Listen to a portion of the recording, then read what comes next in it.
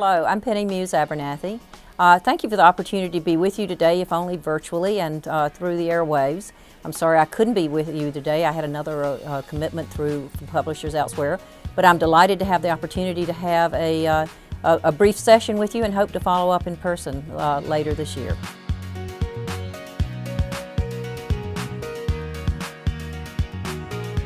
I was fortunate enough when I was a senior in high school to be the editor of the Scotland High School Bagpipe, and it really changed my entire life. I've talked to lots of people who went on to become newspaper editors who said, and broadcasters who say they got their start there working on a school newspaper. So a school newspaper is really about, to me, it's something about putting together a kind of passion for informing citizens and informing your colleagues and peers. Let's face it, in high school it's a lot about that, but it's also about having the ability to kind of identify what's the important issue going on, whether it's in the school, whether it's in the community, and taking that passion on through a college career where knowledge is very important, but also the skill set of how do you actually communicate with people and convey what's really important.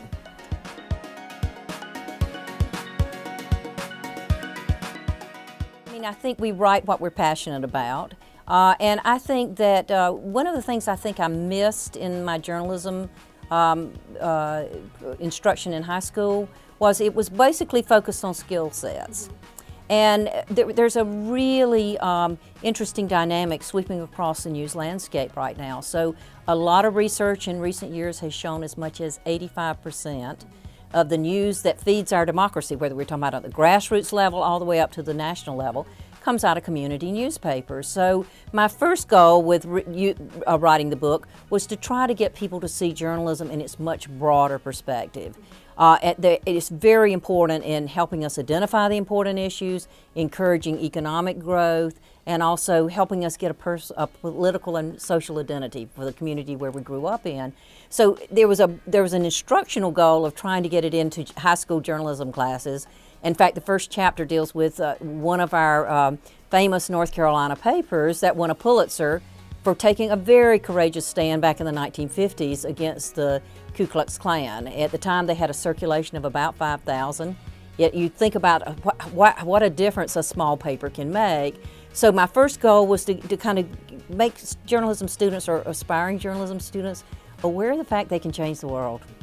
They really can, and to get them to kind of understand that it's really important that newspapers in some form survive.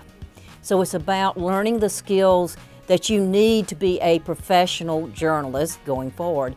The second one was to kind of get people to understand there's a whole economic shift going on, and if you're going to be a journalist today, whether you're going into broadcast, whether you think you're going to be a digital journalist, whatever, you need to understand what the business is that supports journalism, because without a business model, we don't have the ability to pay journalists to do the very important work for democracy. So, and the other thing too that I'm really keen on is, as I've looked, and many of the newspapers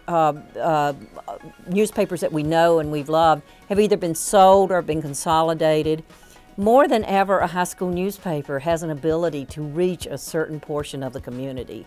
So even when we go into very small communities, we talk about what are you doing to serve your high school audience. So I think there's a wonderful opportunity for newspapers in high schools to begin collaborating with newspapers in their community to serve that audience. Whiteville has come out, the Whiteville News Reporter has come out with something called POP.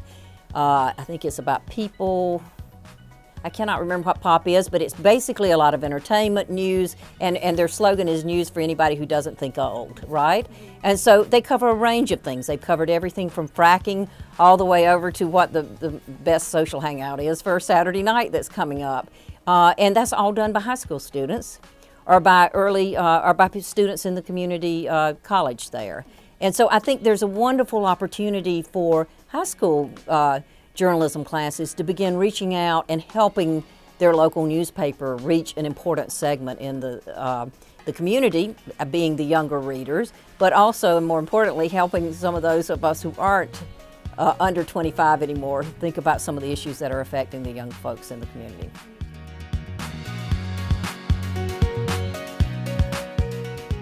It's very important, and one of the key things for me was, as I was writing the book, to think not just about it as a book, but how do you use it for instructional purposes. So if I were a high school journalism instructor, the first thing I would do is I would go to my website, which is free, savingcommunityjournalism.com, and click on Lesson 1, which says Getting Started. So the first lesson under Getting Started is, how do you craft a mission? What is your mission? And I think it's really important to spend a week or so thinking, what are you trying to accomplish? What would happen if you didn't have a high school newspaper? Where would people go to get the information? And that's helpful too, because it helps you think about how someone who is a junior or a senior in your high school is actually getting information. How are they processing it? Who's helping them put a credible framework around it? And so it helps you think about the news that you're delivering, not just as a print vehicle, but on the many other ways you can also communicate that too.